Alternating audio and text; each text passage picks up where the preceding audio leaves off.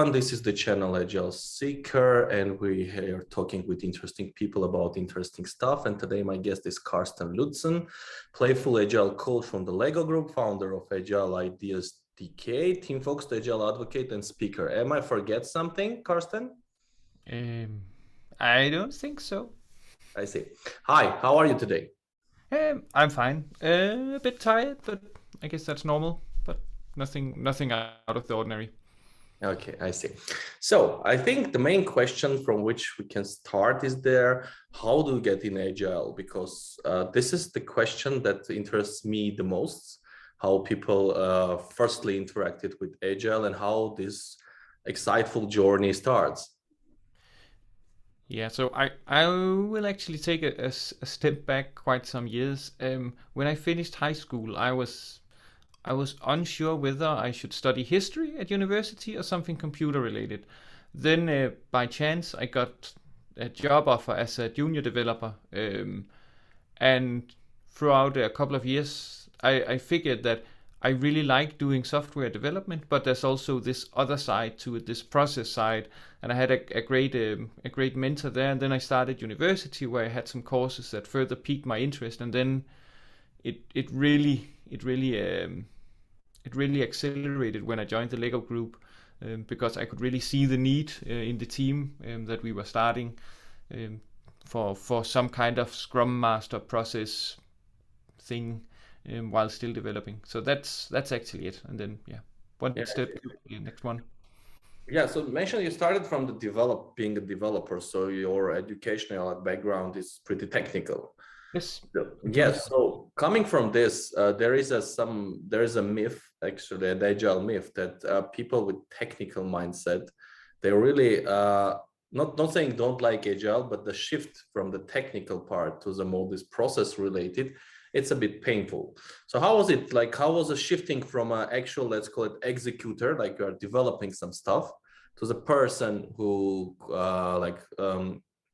manages the processes, like finding what's can be working better, like this improvement seeker? How was your process of transformation?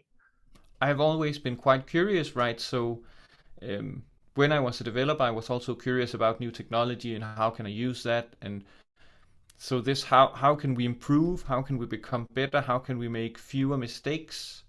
Um, that has probably been what was fun for me. And then, as I said, I also have this soft spot for history and that kind of stuff. And that's also, I think, where some of this passion come from, to try to help teams and not just doing development. But yes, I have a master's in computer science, right? And now I'm doing a bit different things.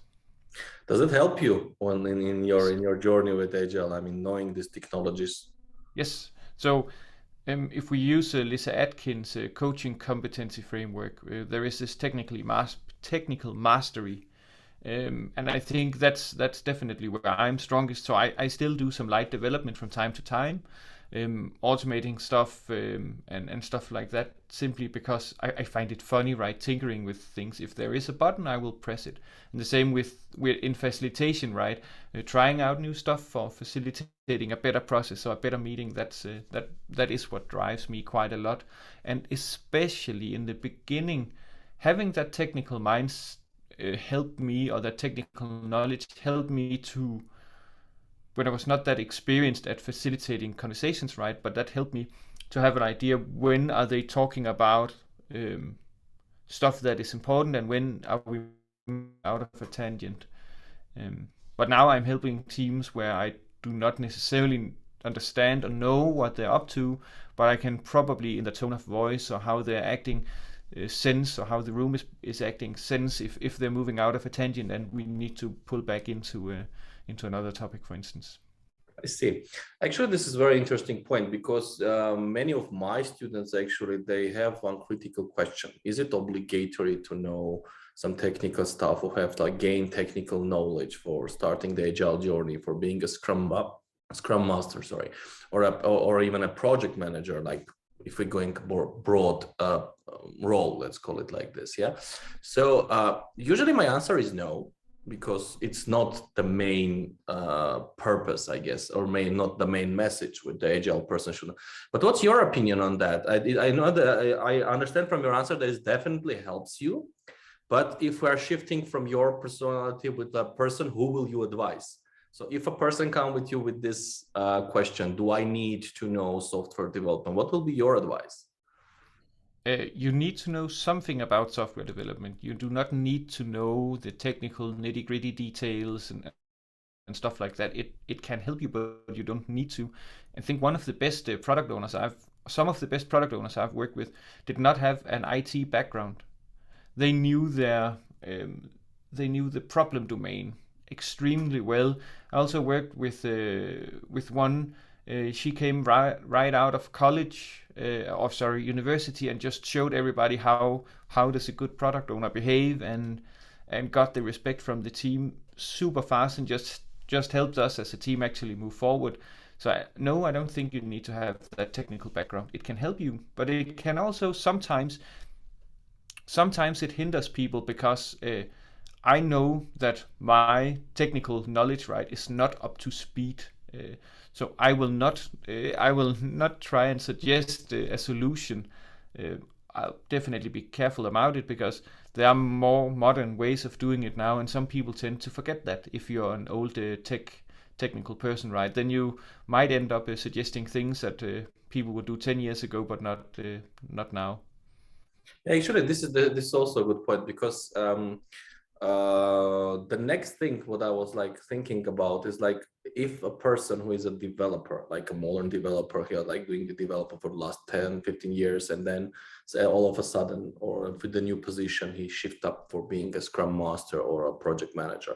There is always this temptation, yeah. I mean, to propose solution with the person just overall thinks he knows the best everything. And I think one of the key ideas is to have this line, like this differentiation line about this is what I think I will do, and but what the most important is what team thinks how they will do in this situation. And in that case, not every person I think can like differentiate this personal technical knowledge versus the team, what team suggests. So I think this is where this myth comes from. What do you think? I had a career mentor when I was, I think, fourth year at university or something like that, and he shared a quite good um, nugget of wisdom with me, which is you can either be in the helicopter as a product owner or project manager, right, knowing the overall structure, or you can be in the detail. You cannot be 100% both places. So as a developer, I was definitely in the detail, but as an agile coach, a scrum master, a team coach, or whatever we call it, I'm more in the helicopter. I know a bit about the technical things going on, so I can be in the conversations, but I do not know the nitty gritty details, and I do not need to. I have full confidence that the team are way more competent to actually solve those problems than I am. And as you also said, right, that line of what hat am I wearing? That's super important to be quite visible and vocal about that, saying, so now I just take off my facilitation hat and bring on my mentoring hat, because I have this experience, and then what can you use that for instance, if anything at all? I see. Yeah, perfectly correct. So let's talk a bit. You're currently in the Lego group. So the Lego is not primarily not an IT company, and we are coming slightly to the one more myth that Agile is only for IT companies. So what's the difference? I mean, doing using Agile Scrum in the pure software development companies and their usage outside of IT, let's call it like this. What's your thought on this? Because many I, people just tend to put like this equal mark between them. If it is agile, it means IT, and like that's it. But it's like wide broader. I would I think you would actually be surprised of how big of an IT company the Lego Group actually is. Um, but we we spend quite a lot of time talking about the Kinevin framework because that gives us um, some common language, some taxonomy about when are we doing what and why. Because if we are doing IT development, if we use the Kinevin language, we are in a complex world no matter what. So we need some kind of process that can cater for that. And a lot of other innovation processes also exist, even though it's not IT, but innovation just happens in a place like the complex or the chaotic domain. So you need some kind of agility, and I think Agile, or not, I know Agile is not just for IT. It works in newspaper publishing and all kinds of situations. Yeah, I perfectly agree with you. This is actually the message that I always provide for the students or people who ask me. I think that's also an issue of hierarchy in the company as well, because, for example, in our country, for the last, I guess, 40 or 50 years, including the Soviet Union period, it was like quite hierarchical. I mean, the project manager or whoever your manager is, it's like most powerful, maybe the best in the technical part is on the top, and he's like deciding how to do things. Yeah. And currently there is an evolution, like with the agile stuff and everything. So it's like more flatter, and like the team is working. So this is how I see the agile can be implemented in various industries. Yeah. But still, there are industries where it's like, for example, governmental regulations. Yeah, and there is thinking that governmental regulations or some company policies or some industries which limits the potential of agile. For example, let's have an example. Yeah, so we have like a big corporation who has a yearly planning with all the details and everything, because they cannot do this. They're a public company and everything. Many people claim that this is where agile breaks, because we are doing like a planning, like plan, drive, and approach for the next year. I will make a hint. I definitely don't agree, but just wanted to hear your opinion as well on this. What do you think about these alignments? I think there are two things to it, right? Not everything needs to be agile. Not everything should run in an agile fashion.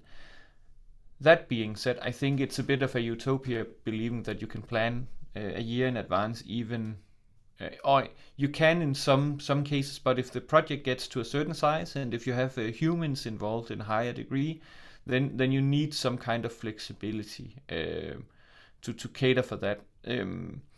Todd Little wrote a quite good article actually about something he called the Houston Matrix, where they talk about if we only look at two factors, complexity and the uncertainty, how different projects can then be managed. And I think that provides a quite nice framework or tool for assessing and starting that conversation. So if you have a big complex system, right, like governmental, you need some kind of structure to make sure that we do not violate any laws or anything else that can have a damaging impact on the company or on the project itself.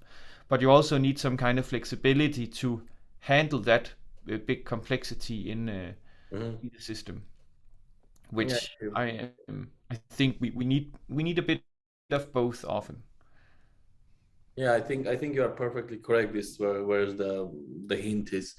So coming back for your career, like I said, you said they started as a Scrum Master, and then then the next point was like doing an Agile Coach. Am I correct?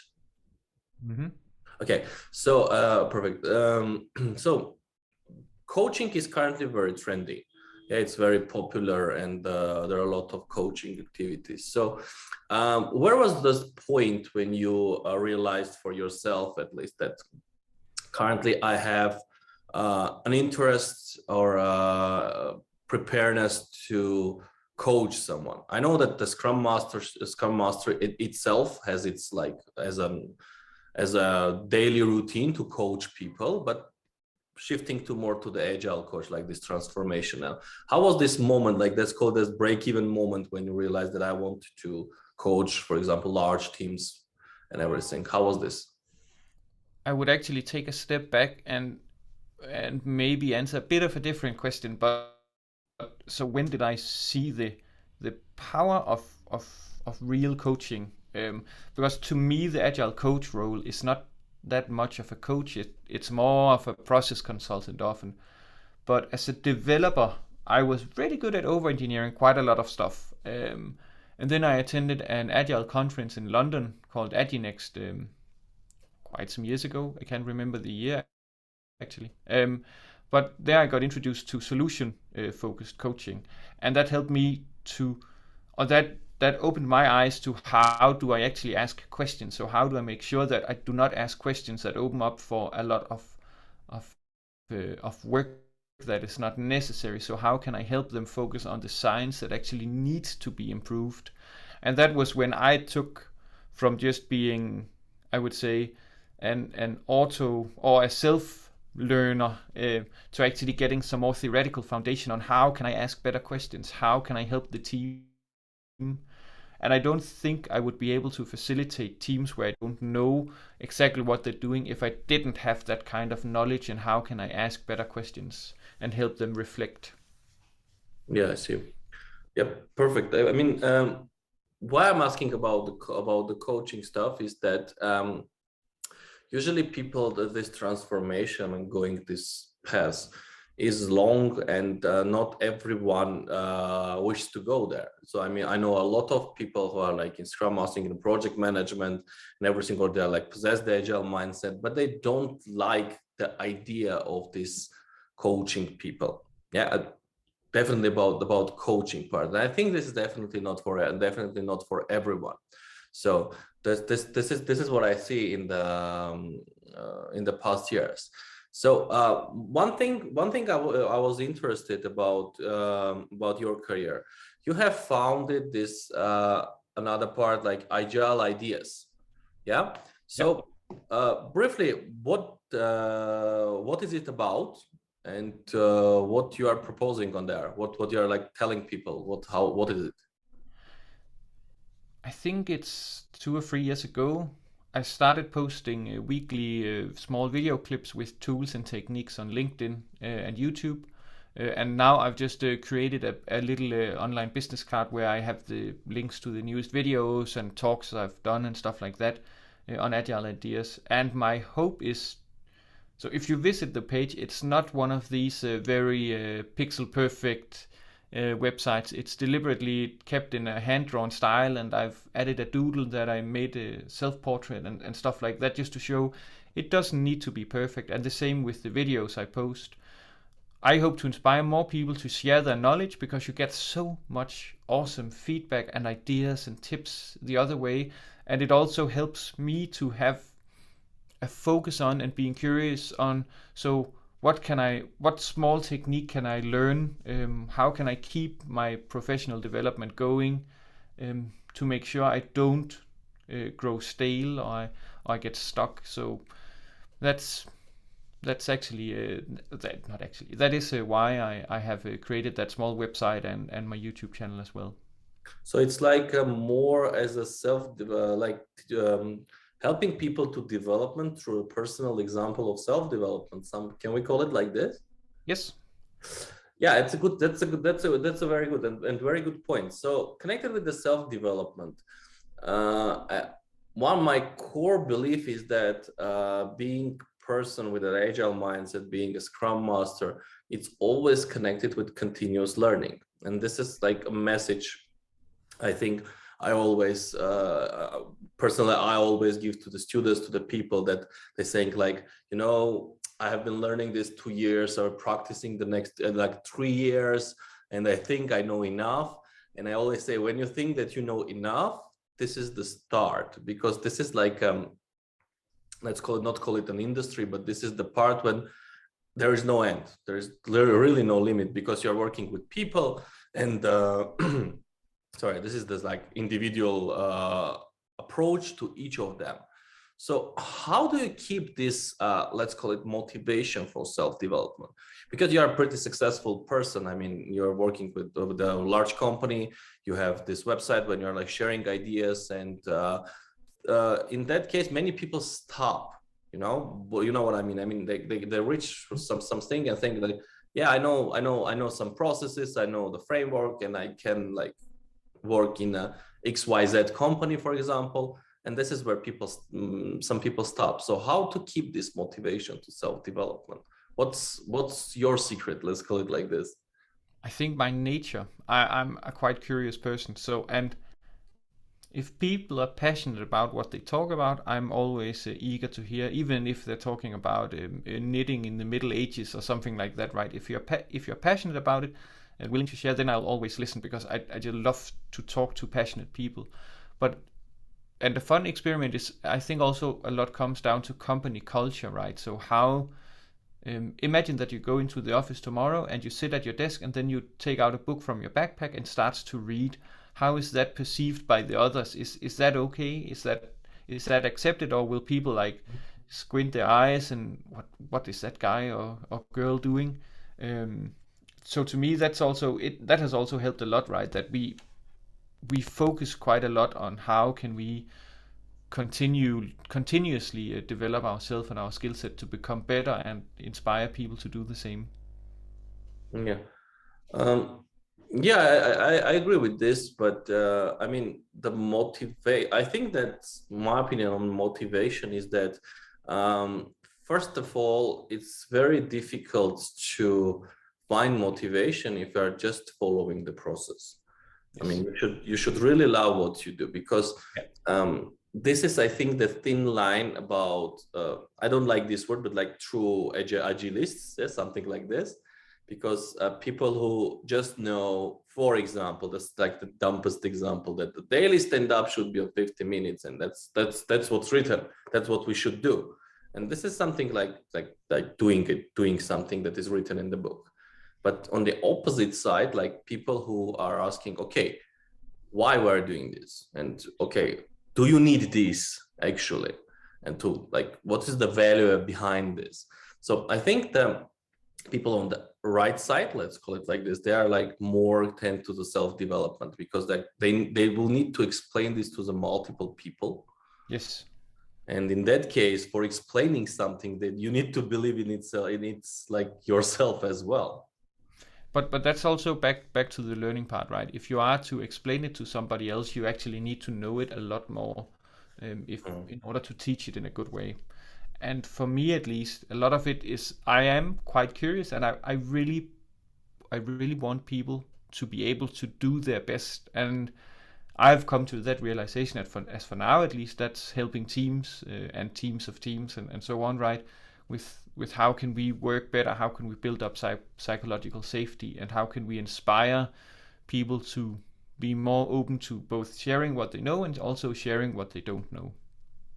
Do you think that the curiosity is something that can be taught, or shared with the team? I mean, or it's a like an, let's call it born in quality. I think you can role model it to a large extent. Some people are by nature just more curious, sometimes also willing to take risks, right? So what happens if I press this button? But I think Hopefully a lot. nothing will explode. Yeah, exactly. But for me, I think a lot of is also role modeling, right? Yeah. So I believe if I show that I'm curious about how can we improve this, or what could we do here, then it will eventually rub off. And I also think a lot of the people that works in IT are often some kind of curious people, that they want to try out that new tool that they saw on GitHub, or they want to try out this new pattern because that seems quite cool. So building up that safety to try out stuff and fail from time to time. That is one of the goals, definitely. Yeah, the role modeling is like being also a good example, but in that case, you should always keep yourself like, let's call it, psychologically fit for that. That if I'm doing this, if I'm interested, like eventually would go in there. Um, so in terms of coaching, like I do believe that you have done like this coaching teams from scratch. Yes. Yeah, I mean, like what do you do? So um, back from my experience, there is always huge resistance. Like not huge, but there is always some kind of friction, resistance, because that's quite natural. Yeah, people resist something new and everything. So how do you overcome resistance? I mean, how, for example, I will give you a good example. I was talking with one agile coach from England, and he was saying like this example, like I was working with people who like 20, 30 years, they work on the same table, not in the same company, even like the same table. And for them, the table was there like the whole life. And then all of a sudden we started to do all this stuff like the stand-ups, meetings and retros, and like, which forces them to go outside the table. And it's like quite stressful, quite traumatic, we call it like this. And this is the issue. This is like the, I'm like, so forming the problem. So which creates this resistance. How do you usually do this? How do you handle the resistance of learning, of trying, let's call it? I think that it's of course quite situational, right? What and how. So I would always, as you also said, share the why. Why do we want to go in this direction with the process? What is it that we're after? And to me, it's quite important not to become religious about whether or not we should use a Scrum by the book. We should find something that actually works.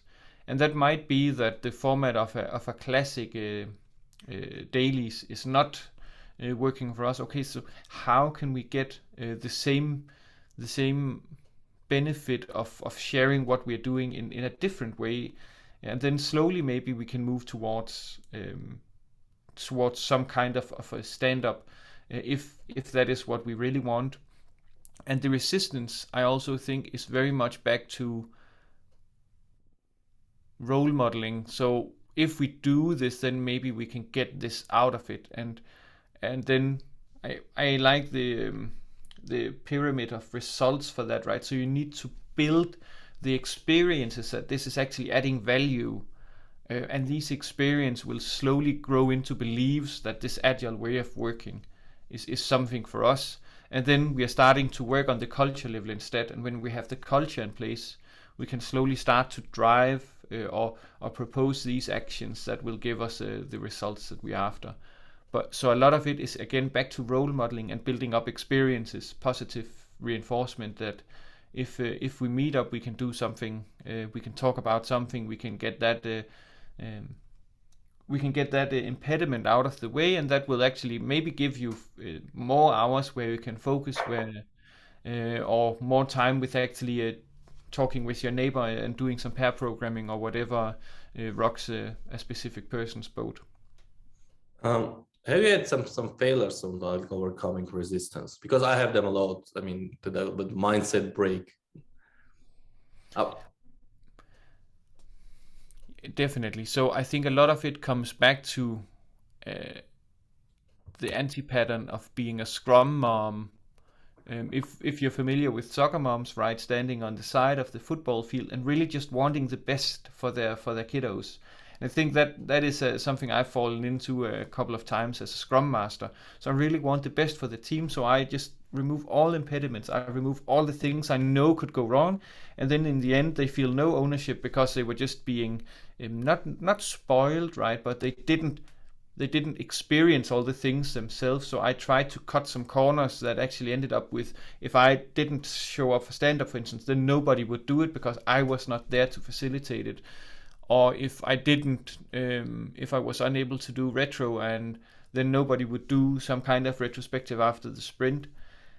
So I've spent quite a lot of time figuring out how not to become a Scrum mom, because back to this resistance part, right?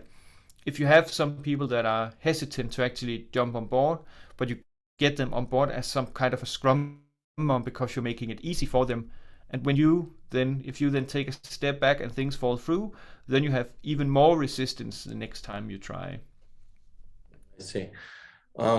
Actually, about resistancy part, I think there is one more big issue with the resistance. It's often quite interesting to see how fast the team can get, let's call it like infected with this resistance. Yes. So all of a sudden you see like there was like four person who was like excited. Okay, we'll try new stuff. We'll try something new to figure out how we can improve. And then there is always one person who is like, it was good before that. And then all of a sudden the whole team is in fatigue and like they don't want to do this. So many people suggest, let's call it like more radical stuff. Like if there is a person who is toxicating the company, toxicating the team, let's remove him. Like I don't personally believe this is a good part, but still, this is also an option. So one thing I wanted to discuss and share, I want to know your opinion as well, is that currently that the world it's transforming. I mean, that we go remote.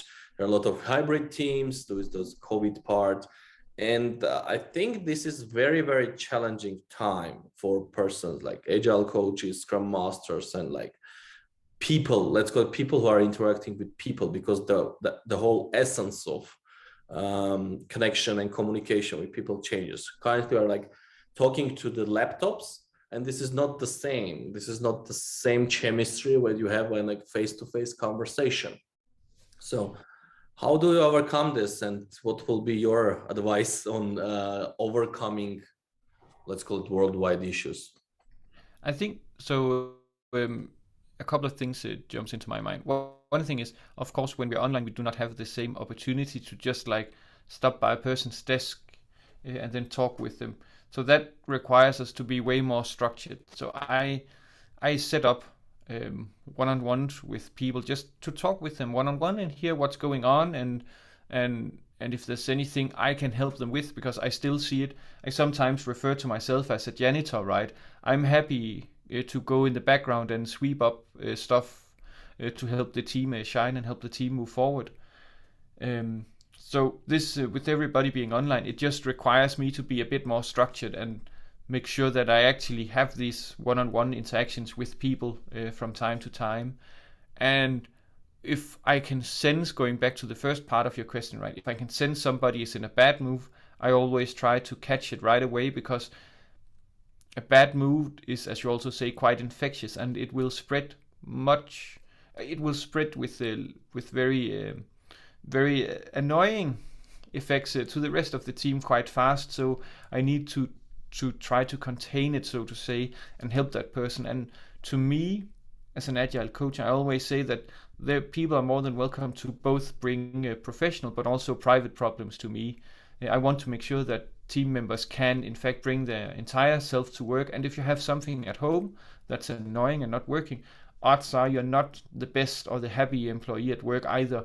And that's completely understandable and fair. So how can I maybe just help or ask the right question to help people figure out how to treat it? I will never ask people to leave their personal problems at home, because I don't think that's possible.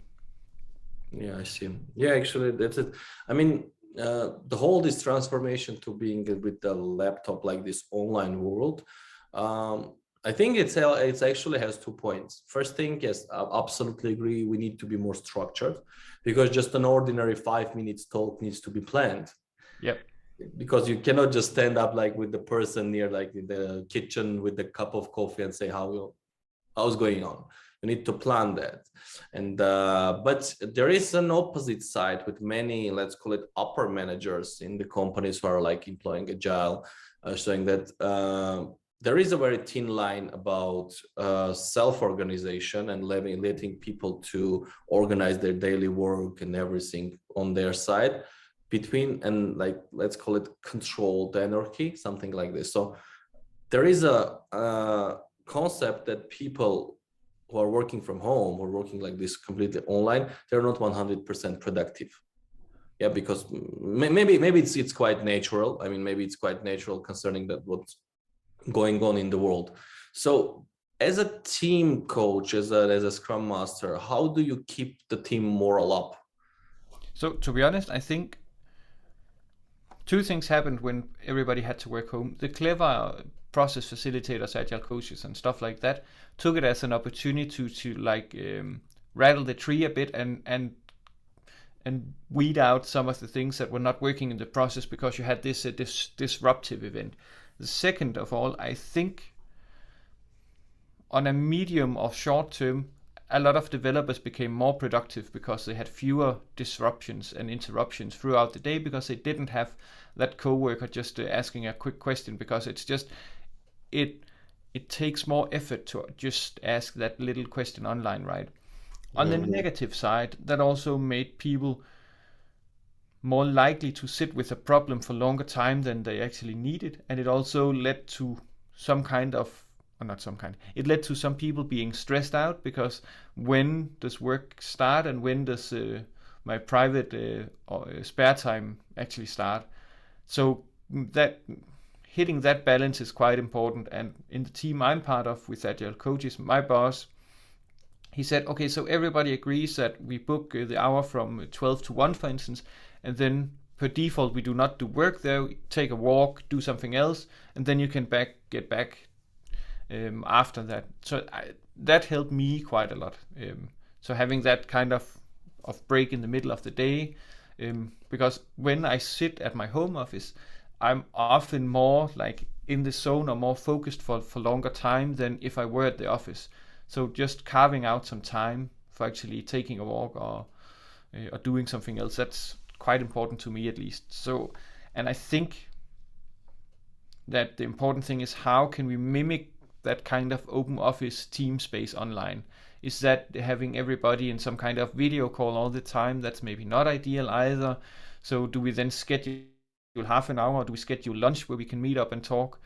I've seen quite a lot of different takes on it. Some things works in one team, right, but not in the other team. So it's again just being curious and playful about it, and then see, okay, we meet up every Friday for a quiz, or I end all stand-ups, for instance, with a stupid dad joke. Just then at least the people are either smiling because they thought it was funny, or just like, oh my, that was horrible. But then it still gets the same effect. See. So you need to keep the moral up. Yeah. I see. Okay, so one king question, let's call it. I ask this question always, like let's call it at the end of the conversation. If any young person like just jumping in the industry, just starting this path, or just interesting with the path, will ask an advice. I mean, where to start, how to move on, how to avoid problems, whatever they are. What will be your advice? How are you going to motivate, and what will be your words? It would probably be something as stupid as a question. So if you are at the end of a work day and it had been a really great day, how would you know it has been a really great day? So how would you know? How would your significant other know? How would the team know, or your colleagues know? Because the answer to that will probably give you an indication of what do you value throughout the workday, and then that's where you need to spend more time and probably also build on that. I don't believe in that we should only focus and build on our weak sides. We should also hone our skills in the strong sides, because that's what gives us confidence, and that's where we are delivering a lot of value. And then back to the do not be religious about, be pragmatic about the tools we use, the processes we design. It's not one that works in all situations. Yeah, absolutely fantastic about being pragmatic. Yeah, just the side part is like many people that really get like too inside, like Agile can solve anything, any problem. So it's like, just guys, like it's just a methodology which works with a certain stuff, and you need to play with it. Yes, I see. Thank you very much. It was actually a fantastic experience for me, and I liked it a lot. And I do believe that people who will watch this, they will gain a lot of information. They might have reached out, me, and asking for some continuation. So I'm just hoping that we will have another session, maybe about another topic as well. So thank you for joining me. Thank you for finding time in your like a hard schedule.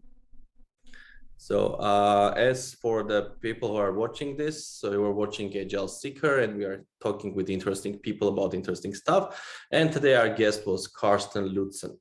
Thank you very much, Carsten, for finding time. You're more than welcome. It's always nice again to talk with passionate people, right? Sure. Okay. Have a good day. You too.